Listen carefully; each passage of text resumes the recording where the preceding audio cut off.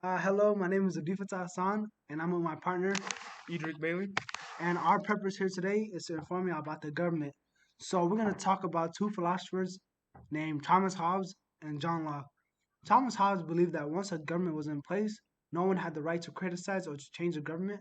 He believed nobody should own private property because it would ruin the Commonwealth and return the country to a state of war. Locke, on the other hand, believed that everybody has the right to life, liberty, and property, and that private property could be owned. Also, he believed that if if the government cannot ensure those three things, the people can revolt and overthrow the government. Next, we're going to be talking about the purpose of government. There are many purposes of the government, but the two main ones I'm going to be talking about is ensuring national security and providing services. So, government should ensure national security, which means is like the military and any way to defend the country from foreign invasions. Providing services includes things like streets, schools, and fire departments. Next, I'm going to be talking about is the types of government. So there are many types, but I'm going to be talking about democracy and autocracy.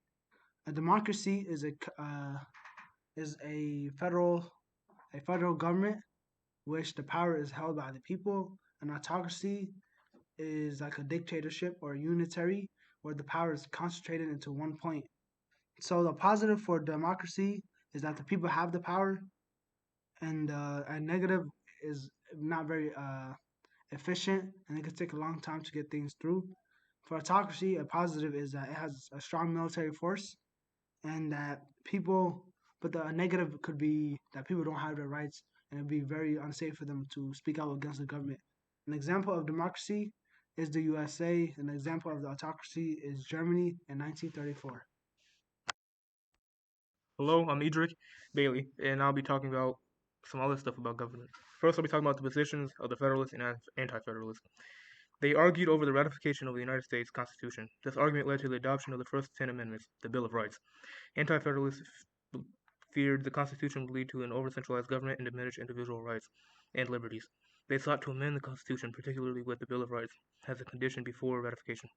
The Federalists believed that many representatives was not necessary. Why can't someone understand 50 people as well as he understands 20 people? The new Constitution does not make a rich man more eligible in elected office than a poor person. They also think that it's dangerous to assume that men become more wicked as they gain wealth and education. The article Next, I'll be telling you about some weaknesses of the Article of Confederation. But before I can do that, I need to tell you what it is. The AOFC, or the Article of Confederation, is a perpetual union that was agreed upon with the original 13 states of the United States of America. And it served as a frame of government.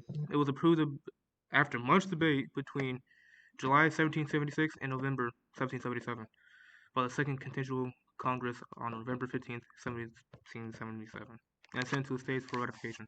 Now for some cons. Number one, the central government was minimal. And number two, there is no authority regarding commerce. Alright, the last thing that I'll be talking about are the compromises in U.S. history. The first one is the Electoral College. And the Electoral College is a group of electors to the total number of representatives in Congress. Technically, it is these electors and not the American people who vote for the president in modern elections. The first candidate to get 270 out of 538, which is half, of the total electoral votes wins the White House. Then the next compromise is the 3/5 compromise. And what that was an agreement reached during 1787 United States Constitutional Convention over the counting of slaves and determining the state's total population. This count would determine the number of seats in the House. This count would determine the number of seats in the House of Representatives and how much each state would pay in taxes. The compromise counted 3/5 of each state's total slave population towards the state of the purpose of apportioning the House of Representatives.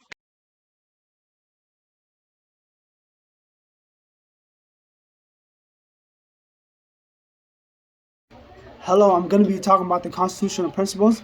The ones I'm going to be talking about is the checks and balances and the separation of powers. Separation of powers is that in the United States, power is split between the judicial branch, legislative, and the executive.